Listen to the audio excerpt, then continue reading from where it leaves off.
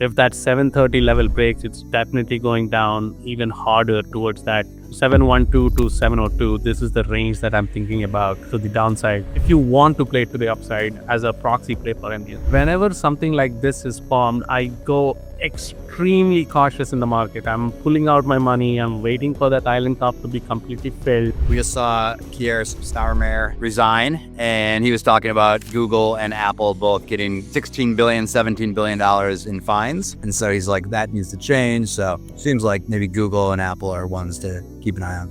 South Korea saying we want to impose, unrealized gains taxes, and also there's too much. People are going in with leverage on margin into the stocks and things like that, and that basically crashing the market overnight. We pop 'em like overridden vodka. C3, okay, a millionaire.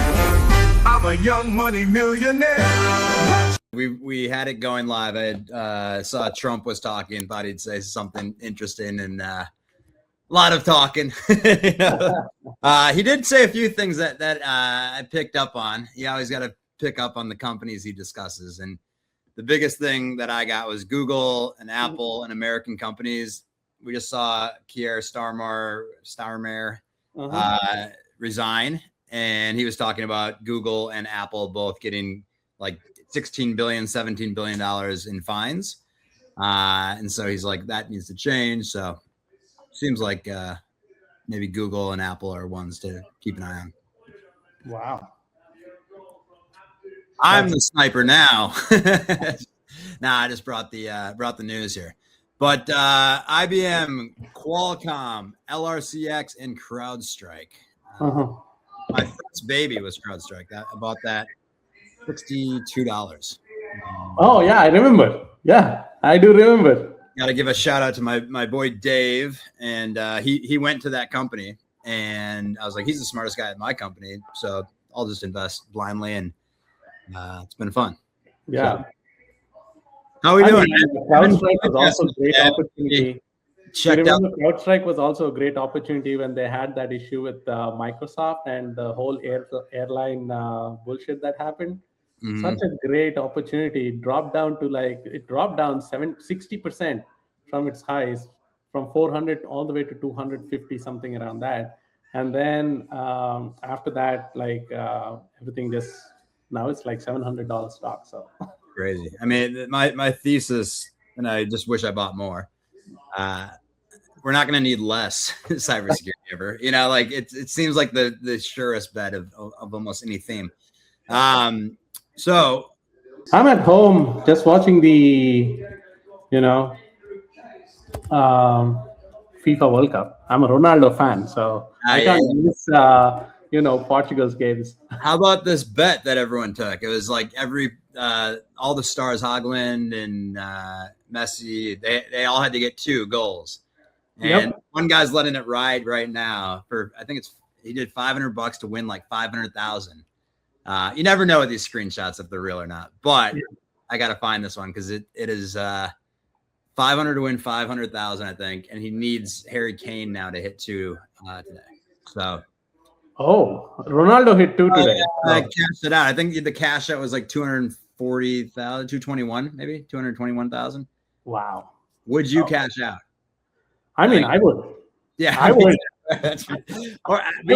Actually, not. I mean, so this is anyone listening that maybe I should build this, and maybe this exists actually, but financing for hedging that exists, but because he's not going to have 220,000 to bet the other way, but if it's a sure thing, that seems like a cool business. Anyone listening? I agree. I mean, that's something that I've done in the past, but I'm not really successful at doing. Remember last podcast, I was also telling you some of my friends have been going extremely heavy on puts on SPCX. They made a bank. I'm not even kidding about it. Like they got in late series during the series funding on SPCX, and when it opened and ran up to like 220 something around that, they bought the 175 puts. And a person I know, he basically put in about 35 million as his hedge bet, because he was basically up about 35 million. He was up about 45 million on SPCX, and he bought August or September put options for 35 million. I think I said this on the previous podcast. I keep forgetting the numbers, but and then that position that he put 35 million in for the hedge bet is 100% today, and he made 30 Wow. million off it, and he's still up on his stock that he got in on SPCX. Like he's like, oh, you know what, dude, I'm I totally gotta fine. hang out with your friends, man. You have much cooler friends. My friends are all broke, you know. No, this guy, like I've met him. Like it's very interesting. I met him at a. So there's this app called Time Left, where you have dinner with 5 strangers every Friday night or something. And I did that for like a couple of months, just so that like understand what people are talking about at a dinner table and things like that. And it matches you with people in your specific domain, right? Like you specifically said, What's it called? I left. Time Left. Time left. Yeah, it's called Time Left, and it's pretty cool. I mean, especially if you're like looking for new friends, or you have your Friday nights usually free and trying to figure it out. I subscribed for it for 2 months, and I probably went for like 6 or 7 dinners. I mean, you here and there you find some creeps like who come for dinners like that just to meet women and things like that. It's not a dating app, but it's a very cool concept where you just sit with dinner with 5 different strangers and start talking about them. Are you an investor by chance? It's a French company. I'm not an investor. Advertisement either way, but this is cool.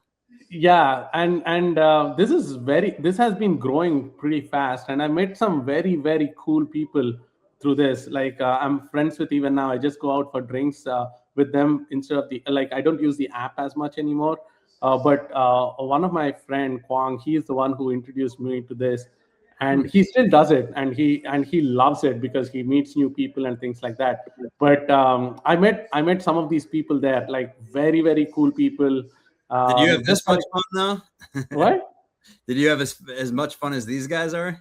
Oh yeah, I mean, I have had some wild nights. I gotta join this. So you have to pay to? Is it like a membership? It's like 6 months. It's like $30 or something. No, amazing. I gotta do this. Yeah, all they do is like you sign up and say, okay, I'm free Friday night, and then like they book the table, the reservation for the restaurant, and whatever. I don't have any affiliation with the company, by the way. I know a friend of mine who's an investor, but they book the reservation dinner. You can select the how expensive of a restaurant you want to go to. And especially being in Scottsdale, you have a lot of expensive restaurants, and I usually select the expensive ones because, when you're in finance, you want to associate. Yeah, how does that work? Who chooses the restaurant? Algorithm. Ah. Yeah, it's pretty cool. I've met like very cool people through it. Huh. Yeah, I like it. No, this is very cool. Like I'll tell you this too, Avi. The person who told me about MU going to 1,000 plus. I met him through this app. He's about 41 or something. I mean, he comes in the same range as I am with respect to the age. I'm 35, 41, somewhere close. Yeah. And he basically was the first one who told me. This was when MU was trading at around $115. He told me he had 900 calls for 2028 expiry on the leaps. And I think he's up like probably about 7-8 million right now. But yeah, he was the first one who told me about MU. Moving out of New York. No, it's very big in New York, actually. Yeah, no, that makes sense. I gotta check this place out. Yeah. Time left for those listening. I thought that was cool. What's happening in the markets today? This is my first day. I haven't logged in to my accounts yet. Well, I did real quick. I saw NBIS down 11-10% to start the day and went green. I was texting my friend. He goes, buy next week's, and I almost did, but I did not. And it went green. I did say it's gonna go green. So anytime I say something and don't buy, everyone else does it. That's what and then when I do buy, it goes the other way. So are you down across the board? The Qs are down. Yeah, we are down across the board. Qs are down. IWM tried to go green, but then got back down. Dow was green for some Here, I'll let time. you share your screen because you Yeah. got. Let me hit this. Let's share my screen. I'll start off with SPY and then we'll talk the rest. So, Cool. firstly, when we're talking about SPY, I was talking about this tweet last night too. First thing, going back to the 65-minute chart, this is something that I don't like about SPY right now. Anything that gaps up and then has a bigger gap down under that bull gap that gets formed, it's called an island top. And whenever something like this is formed, I go extremely cautious in the market. I'm pulling out my money. I'm waiting for that island top to be completely filled, because any kind of move to the upside here to fill this island top towards that 744 zone is going to act as resistance and probably a lower high and pull right back down. So I really need the market to recapture that 744.50 and try to base around here before I think about some other move towards the upside. So that's me being very cautious on SPY in general. Like I didn't expect a gap down like this to happen overnight, specifically because there's so much bullish news that's been going on. But then again, Trump was like the blockade is not going to get cleared, and you have the macro risk, and South Korea saying we want to impose unrealized gains taxes, and also there's too much people are going in with leverage on margin into their account, into the stocks and things like that, and that basically crashing the market overnight. You look at all these stocks, right? MU, AAOI, Light, ANET, like all of these stocks got like hammered, absolutely hammered. All the growth stocks or the AI stocks in general, or the bot. I call these stocks and pivot and put them in a bigger list called the bottleneck stocks.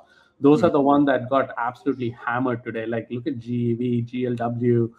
These are the ones that really got hammered. So unless and until that island top is kind of filled, I would be more cautious with respect to my positioning, looking at call options with more skepticism, not swinging call options overnight and thinking, I just want to be more careful around this point. Mm-hmm. Now coming to the bigger picture, right? Like on the daily time frame, we are definitely in a wider range per se, and then we did hit that 732 level, and we are bouncing off it. That's the lower trend line as well. But you can also look at this as a mini head and shoulders that's forming up, right? Like That's crazy about Korea. Yeah, Isn't that like short-term blip a sign of what will happen if people do that? Like all the money is going to leave the markets. yeah, exactly. And communism doesn't work. Exactly.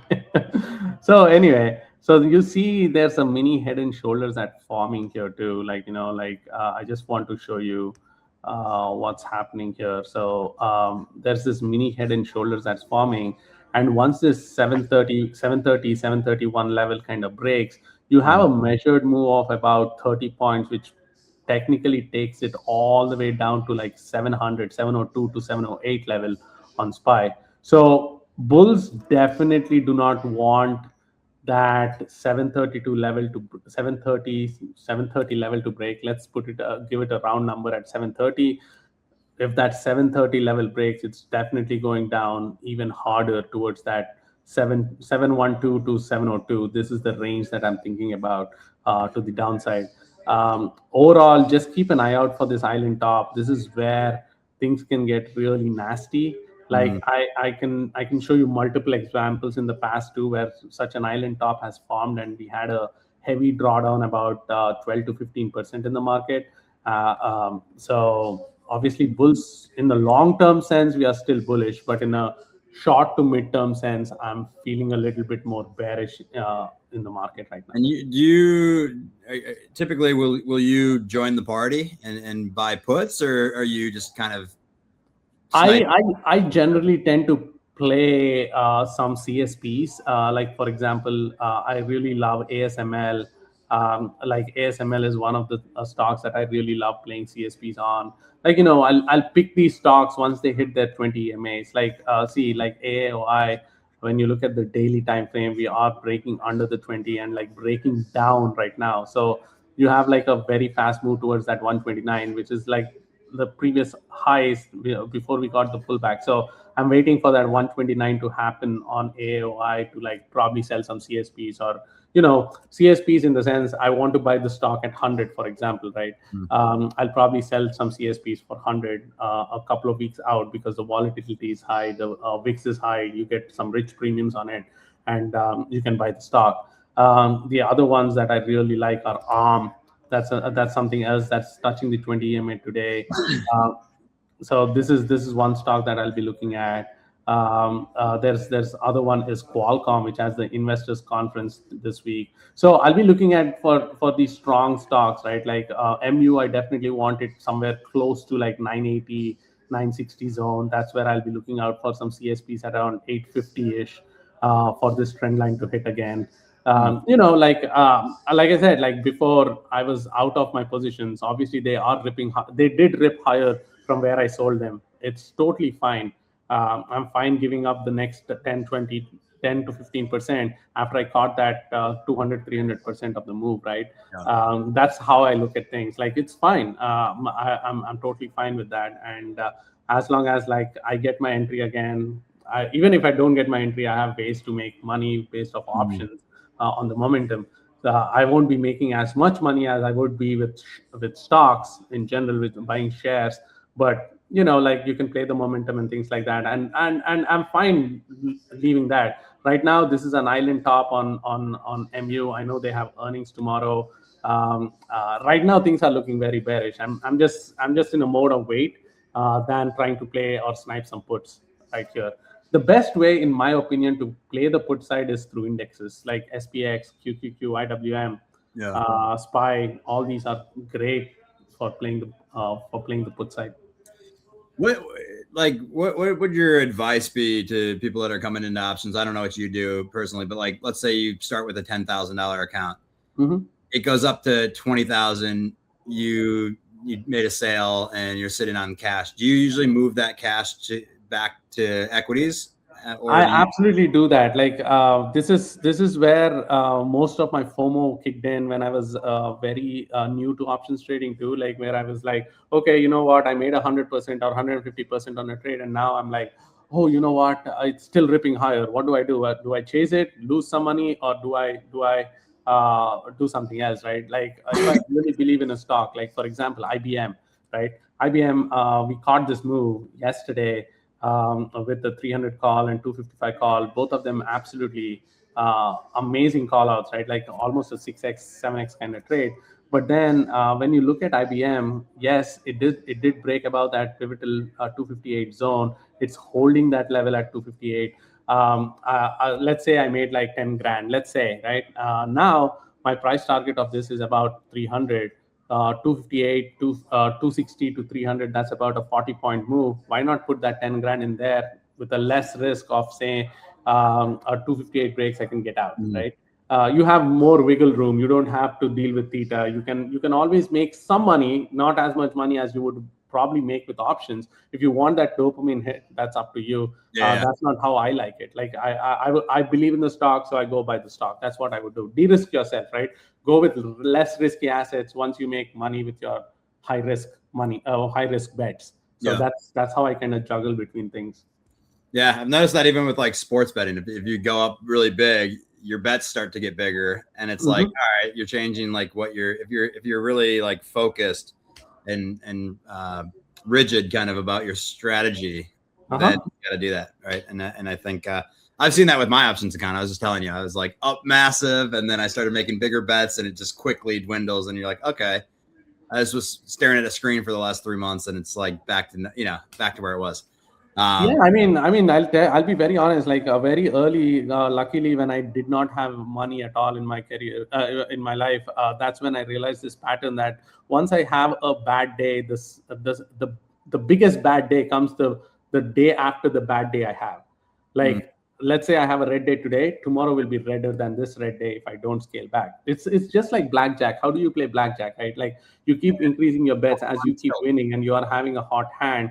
But then once you lose is when you step back and get back to your minimal safe zone bets, right? It's the same like poker. Like it's all Same on the upside too. It's like it happens on the upside too. But like stay even keeled, I feel like, and just stick to what you know. And like if you're doing a 5% position, like stick to that. Exactly. Don't have that 5% position be $1 million all of a sudden. Like stick to the same $5,000 trades or something like that. You know? Yep. I mean, I have seen this time and time again also, Avi. Like 2020, 2022, 2020, people lost all their money in 2022. 2023, 2024 happened, 2023 happened, and then lost all their money in 2024. 2025 happened, lost most of their money, and and then 2026 happens where we are like ripping higher. All these, there are generational wealth producing moves, but at the same time, do you have the money saved up to catch these moves is the real question, right? So you can only do that when you can de-risk yourself into put it in the right trade. Do Cisco real quick. Okay. Let's see Cisco. Let's do Cisco. Okay, Cisco, definitely a stock that's worth keeping an eye on. It's showing that relative strength. It did break out, retested it. We saw this thing before too. Like you have this box that was created, and then the measured move was 130. Hit that 134 is the actual measured move. If you take 114 as the lower level, if you take 117 as the lower level, 130 is the measured move, and then we had the pullback. It flagged. Now I think it's doing a very similar move as what it did here, right? And I do see Cisco moving much higher if the whole connectivity and the whole AI hype stays in stays relevant. How much of a pullback am I expecting? I'm not expecting this bull gap to be completely closed at all. Anything under 114 would be a gift on Cisco. 114 is absolutely an amazing place to add. I play a bounce of options with a very nice risk reward of 114. You can cut it off or something like that. Right now, it's showing relative strength, and I really like the stock as to where it is right now. And thinking about long-term picture, I do think if I've said this multiple times too, like if Jensen says MRVL is a $1 trillion company, Cisco is a $1 trillion company too. Yeah. You also wanted to touch on CrowdStrike and LRCX. Yeah, CrowdStrike, this is the trade idea for the week. So that's why I wanted to touch on it. But also the reason why I like it is it's also been showing some relative strength with respect to the market. Like yesterday, I was talking about this on Sunday, obviously, when the markets were closed. We had that set up and it tried to break out. But prematurely closed under. It did not give that daily confirmation of closing above that trend line at all. So I'm a little I just don't like that it had that premature pullback, because that 700 break was pretty significant and had some good volume. When you look at the 15-minute or the 5-minute charts, it kind of had that very significant volume too to break that 700 barrier. So I was actually thinking of getting into it, but then Qualcomm seemed like a much better and easier bet yesterday, and we hit off pretty well on that. But right now, as I see it, once that this time the 700 break would not be a fake break. So I'm looking for that 700 break on CrowdStrike. Let's say it happens on Thursday, that would be even golden. Probably can play it as a lotto for Friday or something like that. But 785 seems to be a very conservative target here once that 700 breaks on the stock. So I really like the stock here. And then I think you wanted to hit LRCX as well. Yeah, LRCX, I wanted to talk about this because this is a nice play when it comes to MU earnings. If MU blows it out of the park, if MU says we need more production, if MU says something else around spending more money to get to build more, LRCX is the first one that's going to explode up. I mean, if most of these Mag 7 stocks are going, spending goes into MU spending goes into LRCX. Is how I look at it. So if MU increases capex in any form or shape, LRCX is the one that you want to look out for a move towards 400 again. So that's this is like most people don't look at it as like you can Google about this, about the LRCX MU partnership as well. Most of them don't look at the proxy plays for MU. They usually look for SNDK, WDC, or SDX, or something like that. But LRCX is a hidden gem when it comes to MU plays. If you want to play to the upside as a proxy play for MU. And you usually play the week after, or you play earnings into the week? I definitely would love to play it a week after, but then like I'm thinking of playing the run up here and then probably play the earnings after. Yeah. Right now, the way the MU stock looks, it absolutely looks bizarre. Like in the short term, again, I'm not talking about this vertical run that we saw. I'm not talking about this. I'm just talking about this weekly move, which is a bearish engulfing candle right here. Obviously, we are only 2 days into the week. The other part that I'm really concerned about is this island top, or the abandoned baby, is what some technical analysts call it also. This is not a good looking candle here. And with this confirmation and MU falling off almost 14% for today, losing the 9 EMA on the daily, many indicators kind of showing me that the momentum is lost towards the upside.